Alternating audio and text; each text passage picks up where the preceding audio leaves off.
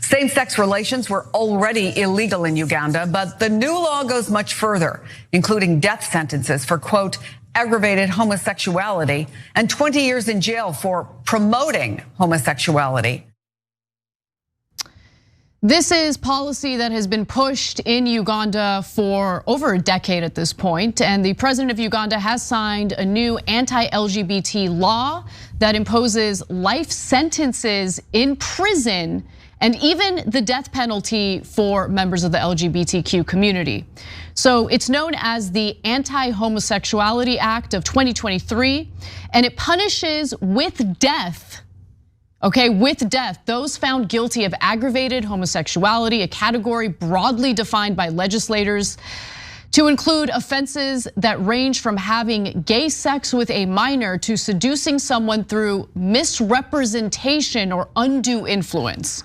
So in other words, the provisions in this anti-LGBT law are pretty broad and can be interpreted in such a way that people could be sentenced to death just by being who they are.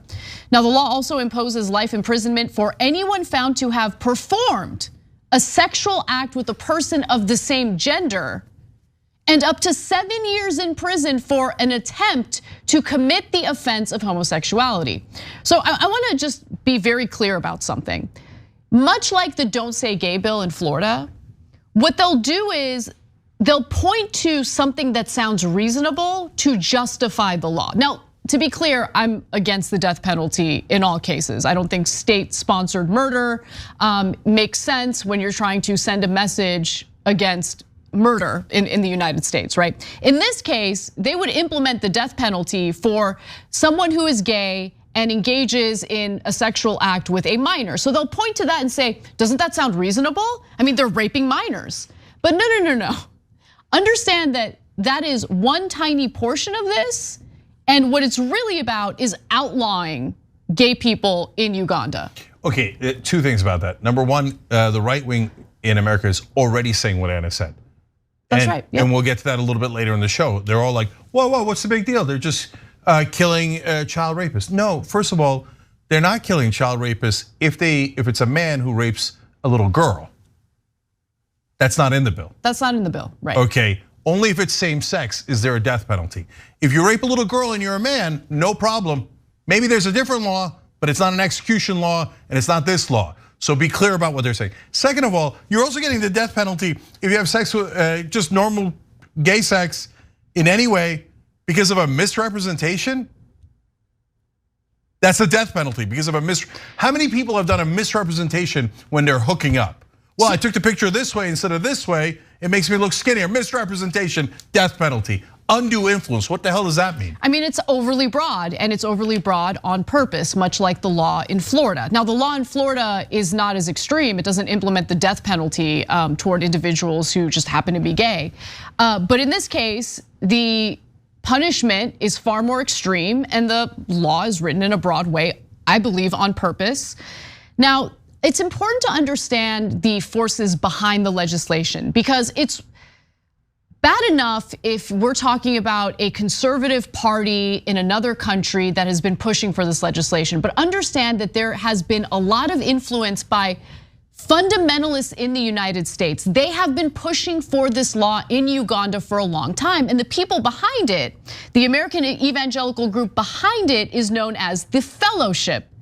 We've talked about them before. It's the same group of fundamentalists who are behind the National Prayer Breakfast.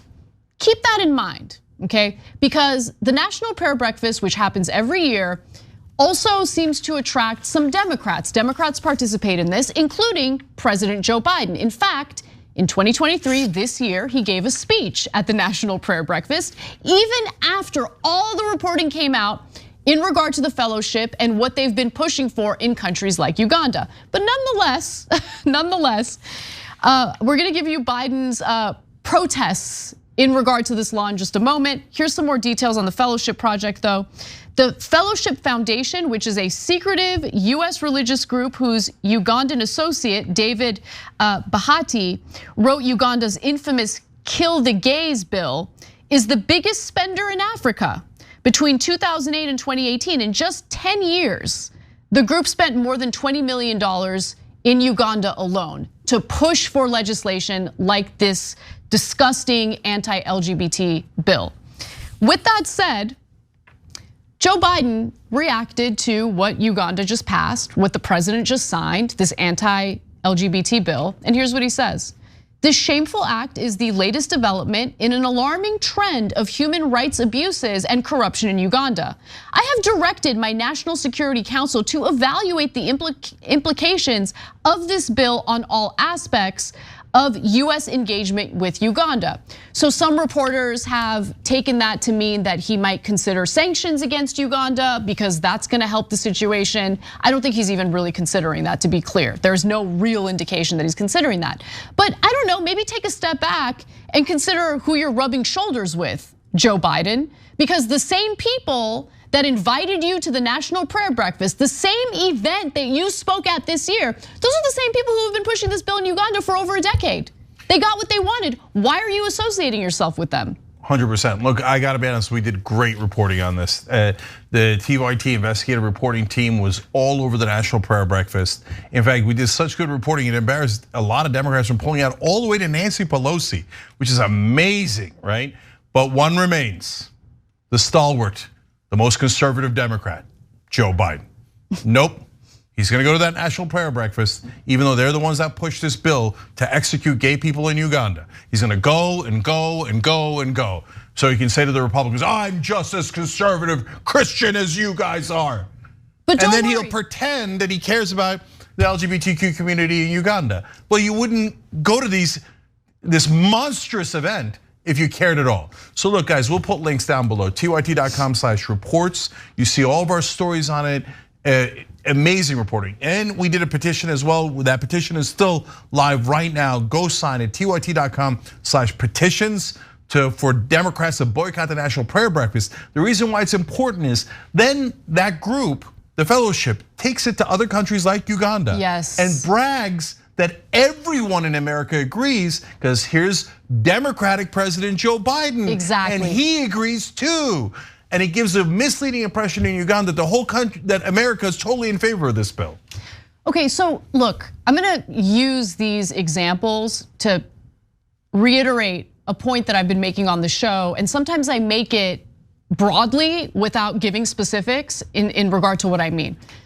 When I say that Democrats only seem to, like, the one saving grace for Democrats is this point, where you have a system in which both parties are corrupted with corporate money. The only saving grace has been, well, they're better on cultural issues, right? They're better on cultural issues, but are they? Okay, maybe rhetorically they're better on cultural issues, but when push comes to shove, when you look at their actions, I mean, I think their actions speak for themselves. When they had a supermajority and had the ability to codify reproductive rights, they failed to do so. They didn't think it was that important, okay? After the Supreme Court reverses Roe v. Wade, you have corporate Democrats rally in support for Henry Cuellar in Texas, okay? An anti-reproductive rights Democrat. They would rather get him reelected than ensure that his progressive challenger gets elected instead. The progressive challenger who actually values reproductive rights. That's what the mainstream Democratic Party did after the reversal of Roe v. Wade. Okay, fine. Okay, but on this issue, real quick, to your point, Anna, the Republicans have now proposed hundreds of anti-LGBTQ bills across the country, so they're awful. Did the Democrats manage to fight them in the red states and win? No. Why would they? Well, all of them passed, right? And then what did the Democrats always do? They almost sing now. They've got a Broadway special. There was nothing we could do. There was nothing we could do. No matter what the Republicans propose, they always win. And the Democrats and the media sing together now, everybody on stage. There was nothing they could do. There was nothing they could do. And now in Uganda, they're gonna kill gay people. They're gonna put them in prison for 7 years for maybe hitting on someone. You go to prison for life if you actually have gay sex. Prison for life. And what is Joe Biden doing? Oh, I'm gonna go help the fellowship do it, but then later I'm gonna put out a statement that I am kind of against it, and I might do something about it later, like go to the National Prayer Breakfast again. I am sick of statements from Democrats. I don't care about their rhetoric, okay? Their rhetoric being better than the rhetoric that we hear from Republicans means nothing if they don't put action behind the rhetoric that they engage in.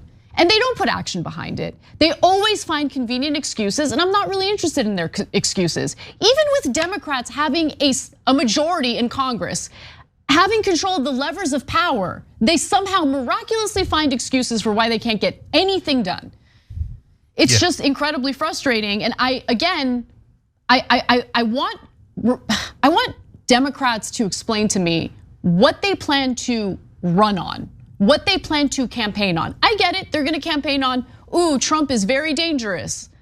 Okay, but think about your voting base. Think about voters in general. Have their lives improved since that exchange of power occurred, since Biden came into power? Have their lives improved? No, Anna, but there was nothing they could do. Okay, well, there was nothing they could do. Elect Democrats and Republicans will only get half of what they want.